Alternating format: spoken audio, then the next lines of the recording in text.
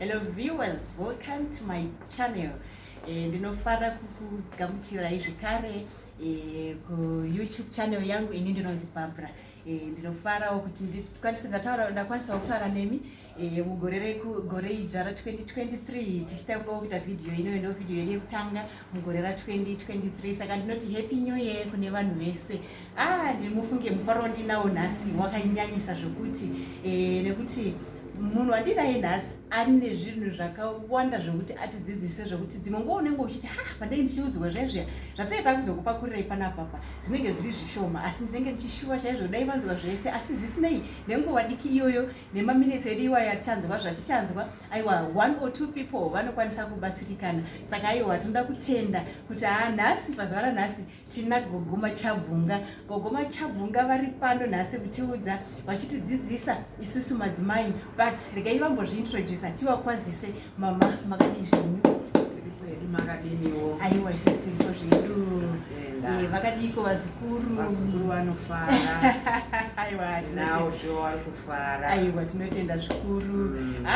Mufunge chikomborero kunzi munhu akura aita vana vake voitawo vana vavo, vokwanisa kuona vazukuru. Iblessing ngai? Chikomborero chikuru. Very good. Ndichitanga mama, munobva kwamutoko? Ndizvo chaizvo. Kune tsika dzakasiyana-siyana dzinoitwa nevanhu vanobva kunzvimbo dzakasiyana-siyana, but chinhu chinoitwa kwamutoko chakandifadza chandakati inga zvinhu zvakanaka izvi. Pane zvinhu zvokuti unoona kutadza kunzwisisa kuti ko izvi zviri kuitirwei, but kuti gogoma chabvunga vatitsanangurire. Ndakaona gogoma chabvunga kuti ukashanya kuvanhu vekwamutoko vanokupa mvura yekuti umwe. Hazvisi zvokuti iwe unenge wakumbira. Vana vekuIsrael vaiti vakafa kana vashanya vaipiwa mvura kuti vageze makumbo. Saka ndifunga zvinenge zvaireva kuti tsoka dzavo kuti makumbo avo anenge akasviba here, saka vabvise huruva iya inenge iri mutsoka. Saka kwamutoko unoti ukasvika unosvikopiwa mvura. Zvinorevei izvi? Mazvita kwamutoko donzo ravo rokupa mvura waifambirwa nevanhu vaibva Malawi netsoka. Saka waiuya netumbuwa twawo mumabhegi avo. Saka waizosvika mvura wasisina. Pane rimwe zuva nerimwe gore wakasvika pamwe musha vachiti takwana nenyota, hawana kuzokwanisa kutaura kwawakabva wangofa ipapo. Saka ndiyo reason yakaita vanhu kwamutoko kuti munhu achingosvika chete mupei mvura uku tichigadzira chikafu, nokuti anenge ane nyota nenzara pamwe chete. Ndo donzo rakaitirwa kwakuri kugashira wayeni, nokuti chakavangwadza ndechokufirwa nemunhu haachakwanisi kutaura, nzara yapo, nyota yapo. Ndo zvakavapa kuti wati regai titange tamupa mvura tozomubvunza kwabva nokwaarigei. What a great lesson. Kudzidza akuperi. Inini chinhu zveshuwa chandaingoziva kuti ndikashanya kumba kwevanhu vanobva kwamutoko unosvikopiwa mvura. Saka handina munhu wandakambobvunza, but nhasi ndafara kuti aiwa ndiri kubvunza gogoma chabvunga vachititsanangurira. Ende munoziva ka chinhu chakanaka kuti dzimwe nguva ukaonawo mwana wachiita chinhu zvakanaka ukazvikopa, hapana kana chinenge chakatoipa. Ndatofarawo inini handibvi kwamutoko, apa ndakutoona kuti hapana chakamboipa kuti munhu akasvikawo pamba ndogona kutomupawo mvura, nekuti chikonzero chakasaka vanhu vekwamutoko vape mvura chinhu chinotorwadza zvikuru. Saka tichienderera mberi mama, ndinoziva kuti ndine urombo. Sekuru machabvunga vakatisiya, vakatorwa naMwari mushure mekunge manga magara navo makore anokwana kuita 15. Muchidimbo ndaikumbira mutitsanangurirawo kuti chii chakaitika kuti vasvike pakuzonzi vafa? Mazvita wamachabvunga chikonzero chakaita kuti wazofe, takanga takasangana murume nomukadzi tisingazivi chinonzi n'anga. Ndo zvakatikati pakudaro. Saka wamachabvunga wakaenda pabasa, waisenza pabasa pawaidhiraivha. Ndobva wasanganawo nomwe mudhiraivha akawashereketera. Saka waitorwisana kuhope ini ndiripo, ndisingamuzive munhu wacho, ndisingamuone munhu wacho. Saka the end yacho wakaguma watorwa nepolisi, wakaendeswa kubulawayo kuti tinovachengeta munhu arasika chipfungwa. Ndiyo reason yakavaita kuti wafa. ende wakafa kubulawayo ine ndisina kuzotombowaona. Vakaita 3 years dzavo wari mubulawayo mnenge jeri. Saka ndiyo reason yakaita kuti vamachavhunga vafe. Havana kurwara nomusoro kana makumbo kana chii, but pfungwa dzavo ndo dzakatenderera. Washereketerwa nemumwe avachitanda naye pabasa. Tine urombo kuti sekuru machabvunga ndiyo nzira yavakashayika nayo. Tinoti may his soul rest in peace. And chinhu chimwe chandakaona mama pandisati ndasvika ipapo, regedzai ndimboti muchisangana nasekuru machabvunga maita zvekunyorerana tsamba here kana kuti tinodaira kuti pamwe nguva iyoyo hameti kwakwa nemafoni? Saka makazi maitaura sei? Mainyorerana tsamba dzekunyorerana zverudo. Alright, saka mutsamba umumu okay, mainyorerana tsamba kokunziyo, pane nziyo here dzekuti pamwe kana sekuru machabvunga igona mboti shakwari kana tichikufunga pane rwiyo rwakati vanhu vafunga nawo, kana imimi rwamaiti munogona kumbowati rwiyo rwyarya shakwari ndaiti ndikarufunga ndoimba rwiyo rwakati. Rwiyo rwadai ini pachezvangu ndaifunga rwiyo ndaimba kuti tasanganiswa iwewe murudo rwaMwari, kwete muushamwari asi murudo rwani rwaMwari. Saka ndanga ndinomimbi iyeyo andaiti kana ndikamimba ndoziva kuti ndakasanganiswa naMwari. Ndichiri mukomana nomusikana atisati aroorana. Muchikurangarire kasongo kacho munhu uri kukwanisa kukaimba here?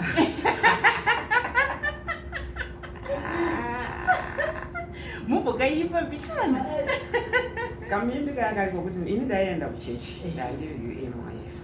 Saka ndaiwanzoimba kuti apa neapa zvakadai senyanza, apa neapa zvakadai senyanza, rudo rwaJesu rwatisanganisa, rudo rwaJesu rwatisanganisa.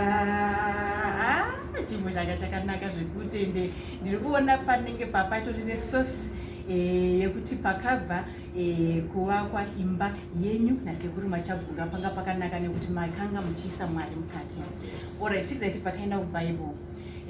Bhaibheri rinoti madzimai echidiki ngaadzidzise, madzimai echikuru ngaadzidzise madzimai echidiki kuda varume vavo nevana vavo.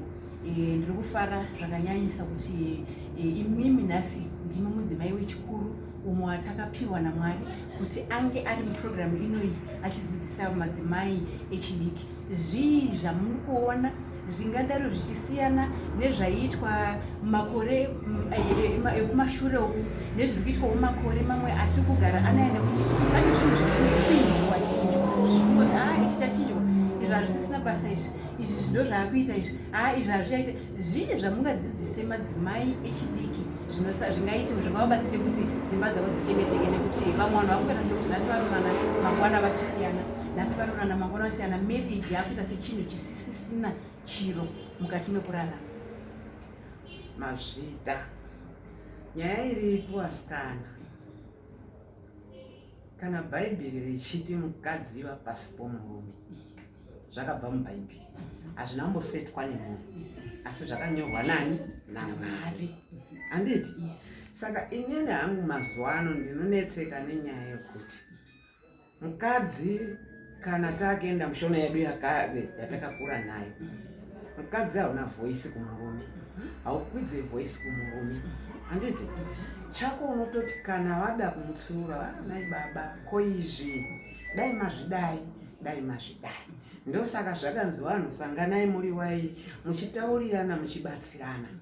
Chinorwadza nochisingarwadzi asi munobatsirana muri vangani?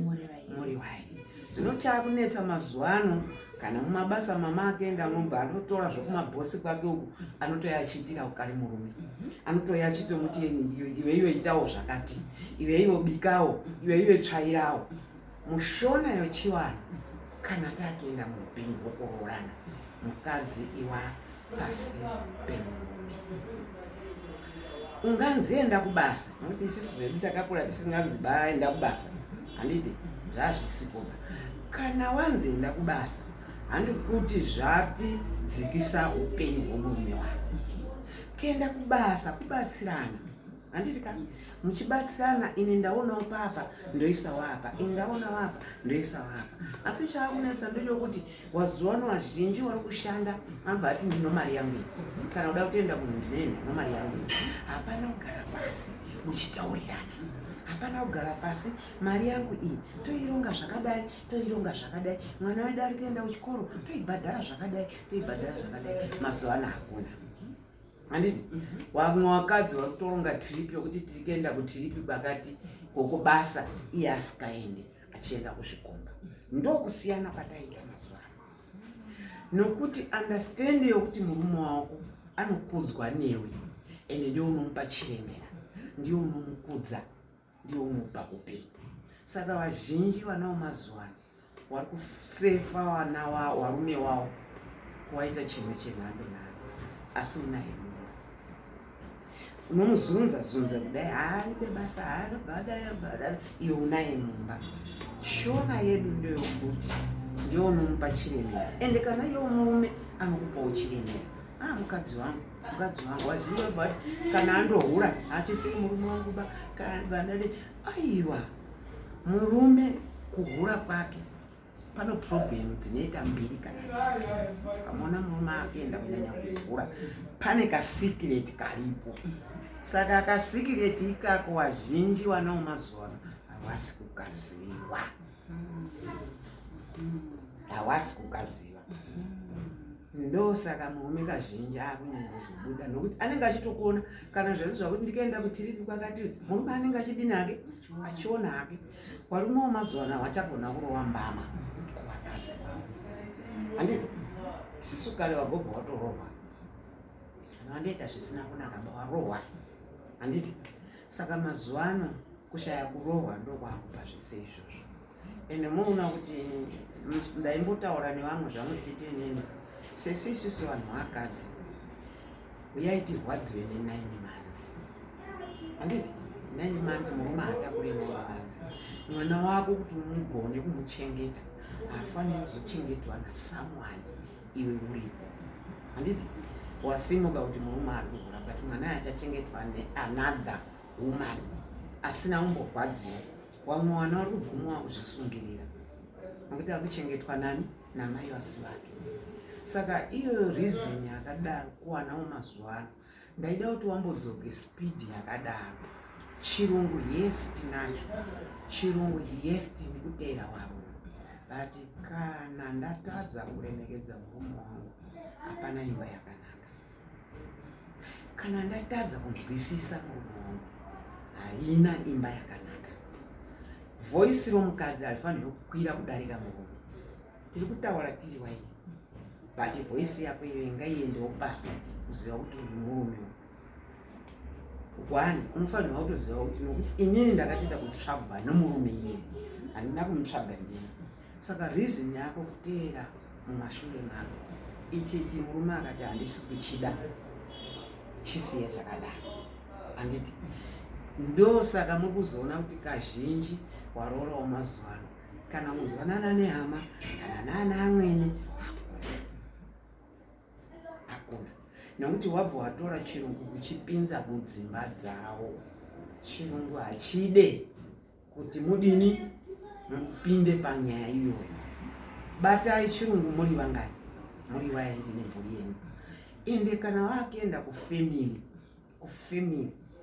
wanonzi vamweni vanozikanwa newe, ndiye unoziva vamweni wako, handiti. Kana watezvara wako kana hama dzemurume wako ndiye unodziziva.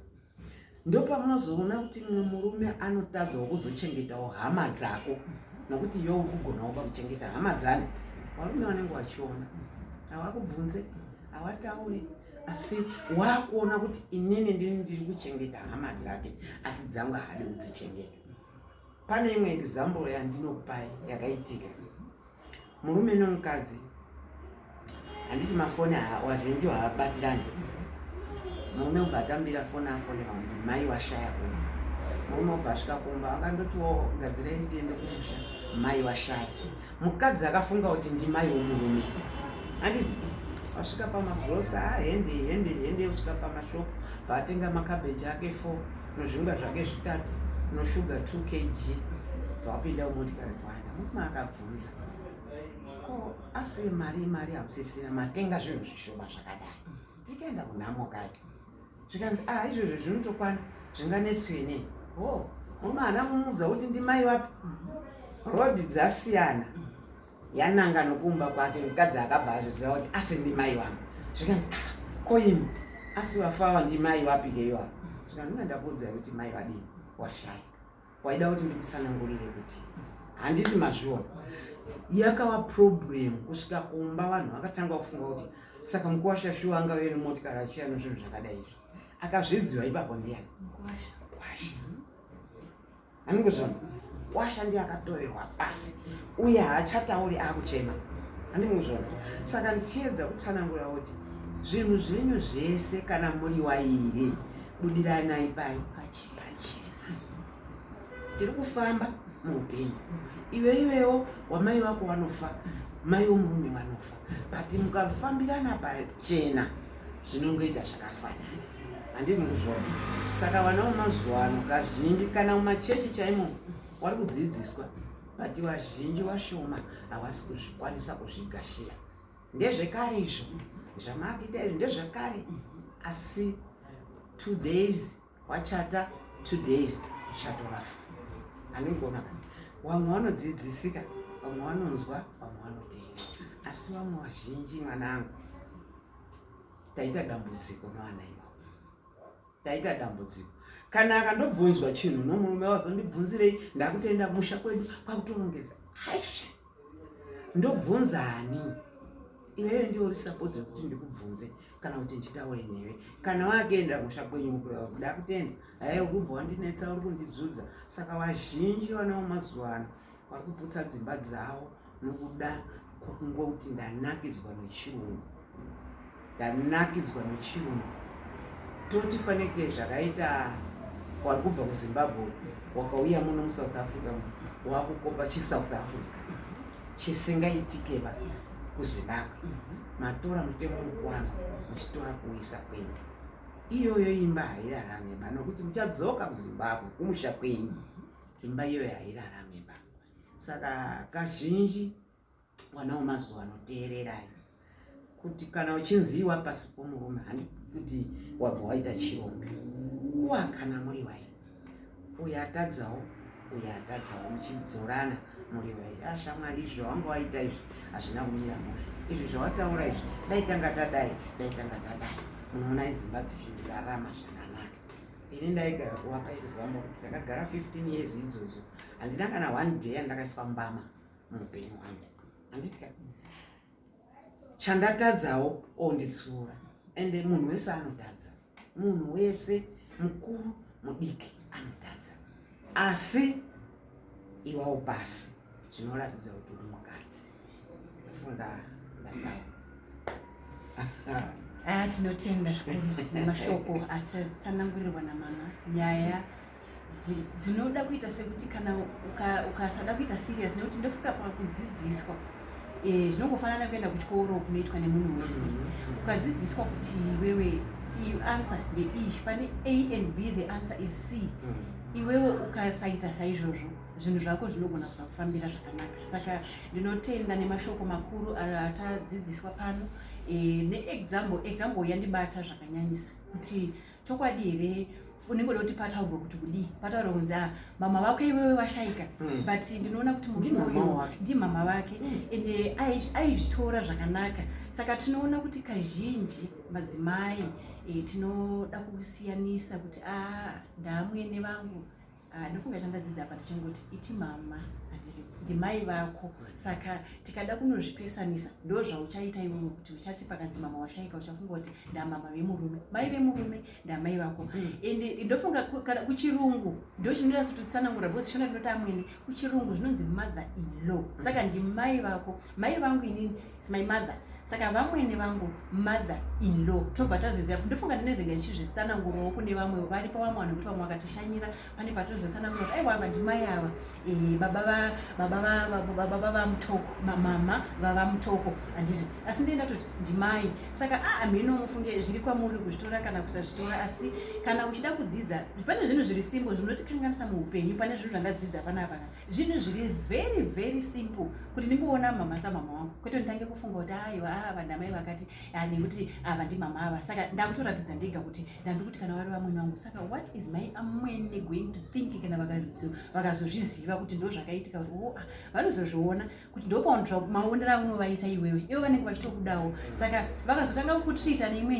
nzira yaya iwe hauchazvinzwisisi wakuti amwene wangu anonetsa inini havandide but iwe ndo wakazvitanga sezvinongoita madzimai mazhinji pakutaurwa nyaya yekunzi kurohwa madzimai mazhinji akarohwa anongotaura kuti ndarohwa nekuti inini murume wangu akandirova chaandirovera ndinenge ndaroverwa rega nditaure chokwadi chandaroverwa handiti ndaroverwa kunzi ndapisa hembe ndovati ndapisa hembe yako wonditi kana wapisa hako next time aino zvakaita sei zvakanaka inini handichapindura ndichiti aiwa zvakanaka ndokuti ndaine kundiregerera muna unotaura mashoko akaipa ndobva ndati iwewe ina unoainirwa nevamwe vacho ivo vakadzi ka vanogona ndo zvandopindura saka izvozvo ndo zvandinozoroverwa kana kuti ndikanzi wawanza sauti mumuriwo mangwana handichaise sauti ndinogona kusaisa zvachose kana kuti ndakuwanza kana kuti ndakuzoti imimi chizviisirai mega kuti endai munobikirwa ikoko kakune vamunoti handine zvino maka ndichi wawanza sauti saka muromo mama wakutaura in the second segment mama is going to be explaining about the tongue kuti rurimi rwakashatirei mukati meupenyu tinotenda zvikuru mama nemashoko anokosha matitaurira regai tisangane mu second segment. Thank you so much.